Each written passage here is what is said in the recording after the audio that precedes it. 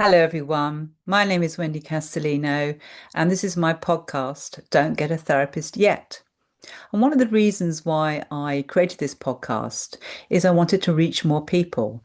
And I am very much aware that therapy can be very expensive and not everybody can afford it. So if I can enable you to make the right choices or to understand your problems or conditions a little bit better, to actually pursue some self-help strategies as well, or combine those with actually going to therapy, and then hopefully you'll find that useful.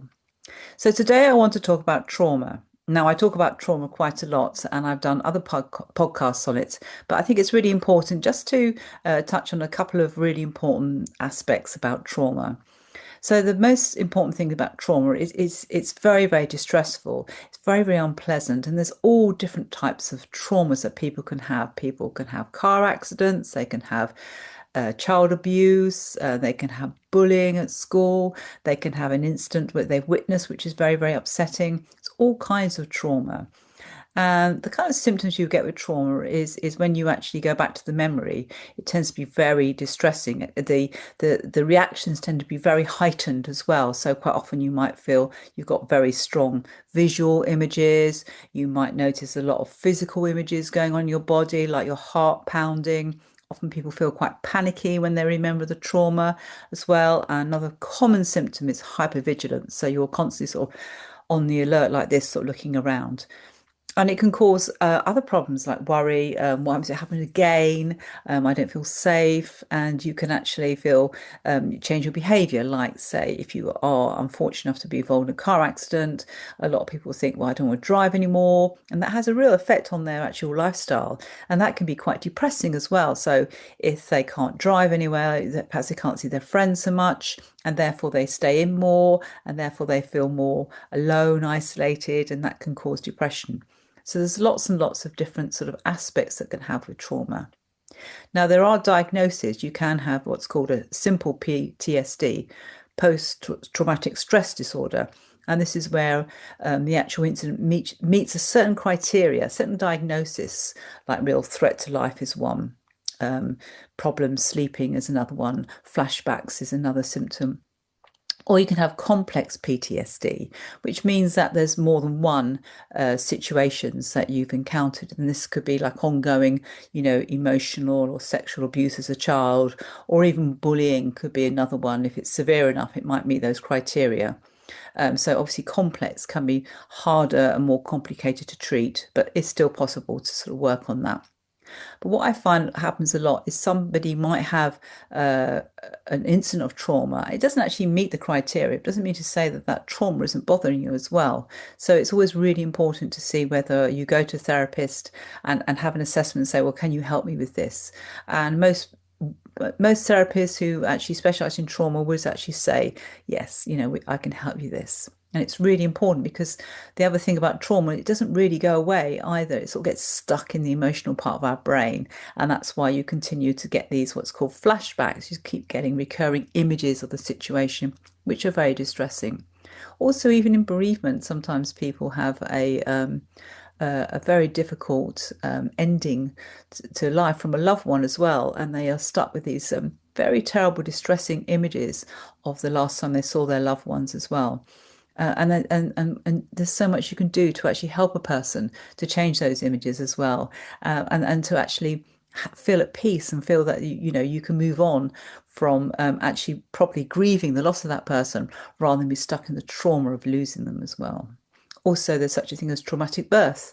So, for some reason, if you're having birth of a child and there's some kind of emergency there, again, that can stay with you. And it can kind of, every time you see your baby, it can bring back images of that traumatic birth.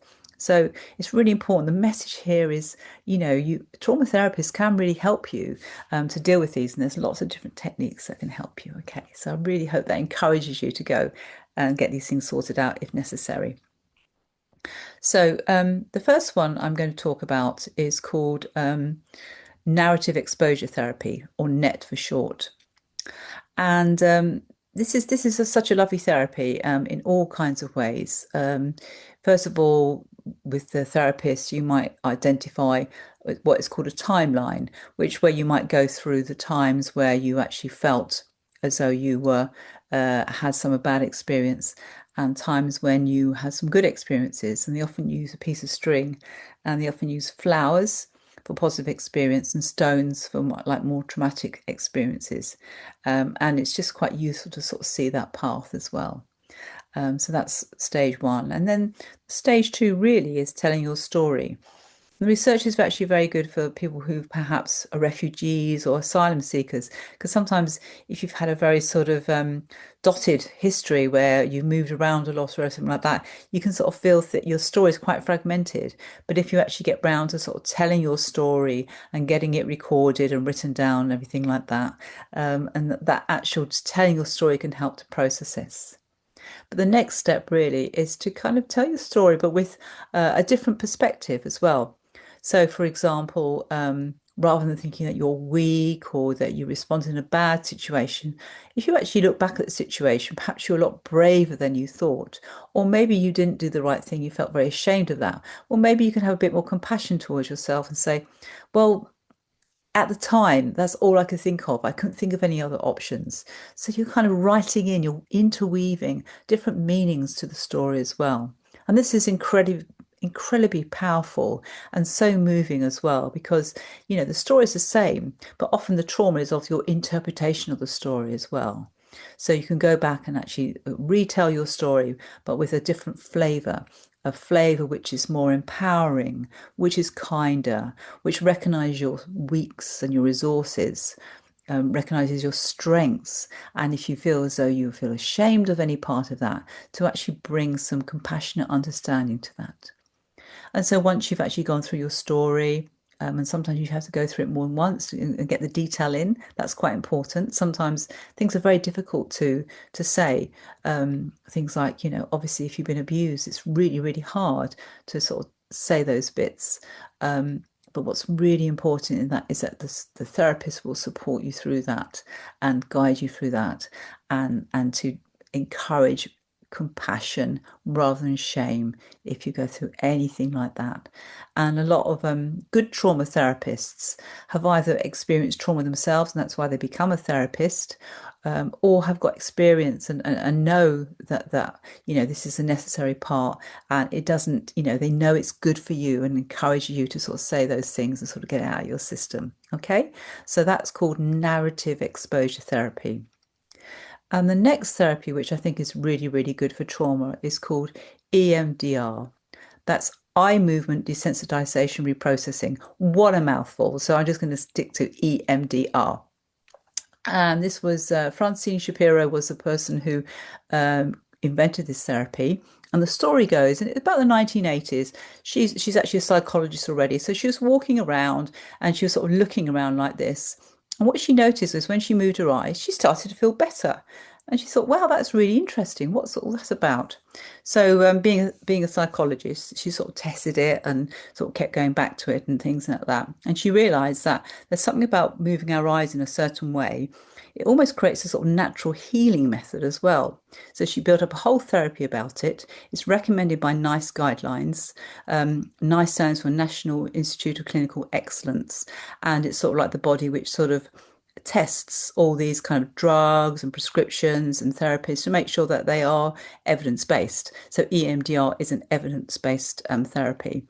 And so what you do really is you start with the EMDR, you start with self-soothing techniques. So the therapist will start you, say, creating a calm, relaxing place. So you imagine this and you practice this, and maybe do a little bit of sort of like breathing as well, so that you're actually able to feel calm yourself. You're able to self-regulate. It's another way of saying it. So you know you can do that. And that's really important before you actually do any trauma work. And then what I tend to do is maybe choose a very mild sort of situation that the person's perhaps a little bit worried about, nothing to do with the trauma. Okay, stay away from trauma for a moment and just do a tiny little bit of EMDR to see what it feels like to actually work on something a little bit upsetting. And what I notice with most people is the upset goes and they think, wow, that's amazing. How did that happen? It's a natural healing technique. It's actually very, very good and very, very powerful. So they start to feel a little bit more confident. And then the next step really is decide what area to work on. And it very much depends on the person, how they feel about going to different areas as well. But basically, the type of thing you would do is to decide on one image to work on. You'd rate the distress of the image, normally out of 10. Well, I would do it out of 10 because I think it's a very easy number to remember. And then you keep on doing the EMDR process until the either image goes or the distress along with the image goes. So that's how it works. And then you just work through all the other traumas. What you have to remember with EMDR, as if any trauma, is obviously by going visiting it, it can bring back sort of very difficult emotional memories. So again, the self-regulation, the calm, relaxing place is very, very important to get that so that you actually are confident that you can do that on your own, just in case more memories come up. Because what the brain does, it says, I want to heal you now. So you've worked on this memory, but what about this memory? This is pretty bad as well. So that's all the brain is doing. And you just need to know that and it not to be a shock. Okay. You don't have to go there. Just say, okay, oh, okay. Thank you, brain. Right, I'm going to put that away for the moment. I'm going to put it back in my box and container, and I'm going to go back to my calm, relaxing place. I'm going to focus on that. Thank you. And then whatever comes up, you can work on in the next session if you want to. I strongly advise you do because that's the next one coming up as well. What a lot of people don't know about EMDR is you can also do positive beliefs as well. So tend to do this towards after most of the traumas have been processed. But what you can do is start doing positive beliefs. So a great one to do is I'm a strong person, or I survived, or I'm confident, or I'm good enough. And you actually focus on those beliefs and you make those stronger as well. So that can make an awful lot of difference to a person's life. And they can really notice, again, you rate it and you notice it's getting stronger and stronger. And more situations come where they say that you are positive as well. You're positive or you're confident or you're good enough. More and more memories of that comes up as well. So that's a really, really lovely one to do. Again, more towards the end of therapy, but sometimes you can do it in the middle just to give a bit more resource as well.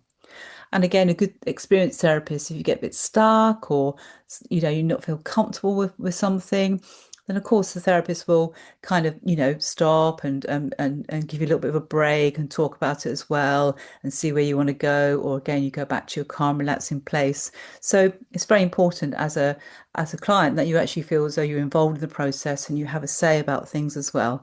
So it's not just sort of like an automatic, you've got to do this robotic. It's very much a partnership. That's really, really important. And then the third aspect I like about trauma is sort of visualization techniques. And these can be combined with the other two ones I've mentioned as well. This is more of a cognitive behavior therapy approach. But basically, you can go into there's lots of different ways of doing this. But an example would be, say you were bullied as a child. What you can do is you can imagine the client is the person who is going to go in and be with their younger self in the image. So say you've got an image of you, okay, being bullied by a horrible person at school, okay? You can imagine going in as an adult into that memory and actually either protecting your younger self and saying, I'm here for you. I noticed you're being bullied and it's wrong. Okay.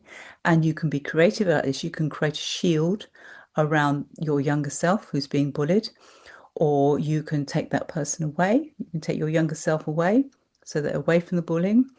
And another really good thing I recommend is you also, as the adult self, you go in and you can actually talk to the bully. So you can actually say to the bully, as your adult self going into the memory, this is wrong. You need to stop this right now. My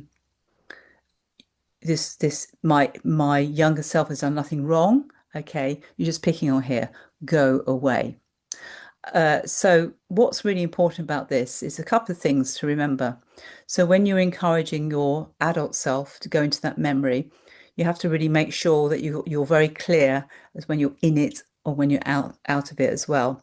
So you have to be quite clear that you're in it, you're imagining it, you're dealing with it. Okay, then you stop and you walk away and you come back to the here and now, so that things don't get blurred or bounded. You'll know you're working with a past image. The second point is to make sure that the client is resourced. So the client should be feeling strong and assertive, not scared or hypervigilant or anything like that, because they're actually going in as the empowered one, if you see what I mean. So you don't want to kind of the adult person to be re-traumatized by going into a trauma memory. So it's very important that that person feels ready, they know what they're doing. And what I find helps is to have conversations with the client before they actually go into the memory to make sure that they understand what they're doing while they're doing it, make sure they feel calm, they feel assertive, they feel able to go in as well and do that. So then the person would actually go into that memory, would help that younger self being bullied. And it could be a whole range of things. As I said before, it could be protecting the child, putting a shield around the child, taking the child away, putting the child in a safe place. And again, they can come out and they can go back in and they can talk to the bully as well. They could also encourage, they could also stand by the inner child and get the inner child to talk to the bully as well. That's sort of like another kind of step.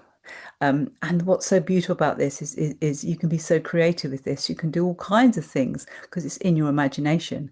So it's the power of your imagination. So you can take the inner child and sort of take them on a plane and take them away to a lovely holiday. Whatever it is that you want to do, you can do that in your imagination. And also, it's actually very instant. You know when it works because you feel better afterwards. You feel that sort of justice has been done. And sometimes it's the justice which is most important, is that you see. So say it's more than a bully. Maybe it's somebody who sort of attacked you with a knife or something like that, and maybe they've got away with it. Might be a good example. So you can imagine that person, going and being sent to jail for it and being in jail and feeling very remorseful as well. You can do that in your imagination. That's actually fine. And that can really just help to heal some of those sense of unfairness or those wounds that that person might have as well. So it's a very great technique. It's a very powerful technique. So it's very important again that you're very aware of what you're doing and you're guided by it as well. And sometimes I think it's best to do it with a therapist initially so that they can guide you and if you get stuck or help you as well, because again, feelings can come up and they can be quite overwhelming, so sometimes you have to spend time out of the image, just processing that, or again regulating yourself again and talking about that. Or sometimes it's good just to talk about it, to sort of share those feelings, that somebody else is there with you, witnessing, validating your experience. Sometimes it's really important that the therapist is there, that you feel the therapist is on your side and wants you to feel better about this as well. That's important. The sharing is really quite important, I think, and to support you as well, to think, okay, I'm going to encourage you. It's okay, you can do this. I can encourage you to do this. And so sometimes, if you're not quite sure of doing it, you can just step in and just imagine stepping in there, not saying anything, not doing anything. You can just imagine, okay, I'm in there. Whoops, yeah, okay, I'm going to come out again. That's enough for today. That's also fine. Okay, it's taking steps where you think are right for you.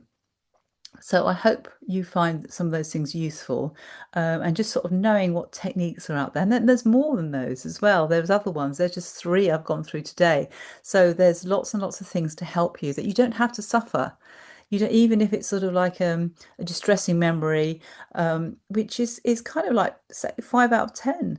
If it's really holding you back, you can perhaps deal with that in a few sessions. I think you can anyway. As a therapist, you should be able to deal with that, and agree with the therapist. Okay, a couple of goals around this is the thing I want to work on. So one session might be the assessment. The second session would be, if you're doing EMDR, we'll be doing the calm, relax in place and experience the EMDR.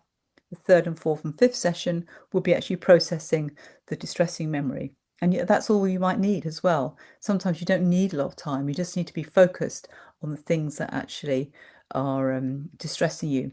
And the final point, I think, is what I have worked with a lot, is people who have got trauma and they can't sleep. They've got the trauma is so bad, it keeps on waking them up. They keep having recurring nightmares as well. And that's very, very distressing. And the good thing about EMDR is you can work on the nightmares and get those down, so you can sleep again. And sometimes that is just magical. People just feel different. People just being able to sleep again, because it's so horrible when you suffer from insomnia. It really affects your day. Again, that can make you depressed or anxious more or more stressed, because you're constantly tired and you can't live your life how you like to live your life as well. So especially if you've got nightmares, I really thoroughly recommend you see whether a therapist can help you with that. So I hope you found that useful. Um, Please remember that my website is called wendycastellino.com. So if you want to find out a little bit more about myself or what I do, there's some self-help ebooks on there as well. There's some meditations there, there's a couple of courses. So have a look around. I've got all my podcasts on there and my YouTube videos as well. So see if there's anything there that you would find useful, and start to educate yourself about, what you can do to help yourself. Okay, thank you so much for listening, and I really appreciate you listening and wishing you the very best. Thank you.